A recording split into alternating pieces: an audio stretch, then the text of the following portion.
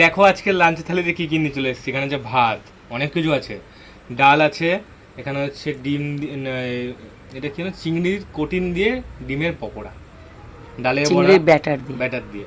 এখানে শসা, ইলিশ মাছ, সর্ষে ইলিশ আছে, এখানে হচ্ছে আলু, ভেন্ডি আর উচ্ছে ভাজা, আর এখানে হচ্ছে বাঁধাকপি বাটা চিংড়ি মাছ দিয়ে। এবার খেয়ে ফেলি, ইলিশ পরে খাওয়া যাবে, কাটা তো বেশি সময় লাগে, আমি বাটাটা খাই।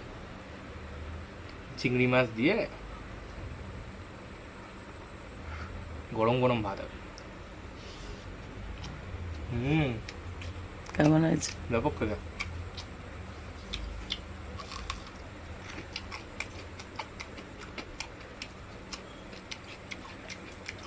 ডাল নিয়ে, ডালের বড়া দিয়ে খাই।